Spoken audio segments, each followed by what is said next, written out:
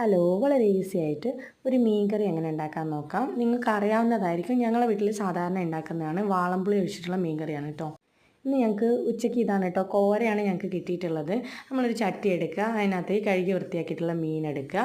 കൂടാതെ ഒരു തക്കാളി, ആവശ്യത്തിന് ഉള്ള പച്ചമുളക്, നമുക്ക് എരിവിന് ആവശ്യമായിട്ടുള്ള പച്ചമുളക്, ഇഞ്ചി ചെറുതായിട്ട് അരിഞ്ഞത്.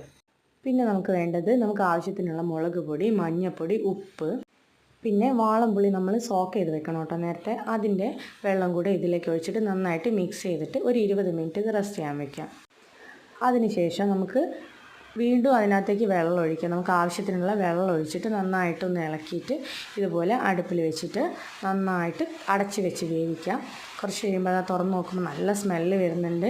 നമുക്ക് എത്രത്തോളം അത് കുറുകി വരണോ അത്രത്തോളം അത് വറ്റിച്ചെടുക്കാം. ഞാൻ നന്നായിട്ട് കുറുക്കിയിട്ടുണ്ട്. പിന്നെ ചട്ടിയിലാകുമ്പോൾ ഓഫായി കഴിഞ്ഞാൽ ഒന്നും കൂടെ കുറുകും. അതിനുശേഷം ശുദ്ധമായ വെളിച്ചെണ്ണ ഒഴിച്ചിട്ട് കറിവേപ്പില ആഡ് ചെയ്യുക. അടിപൊളി ടേസ്റ്റാണ്.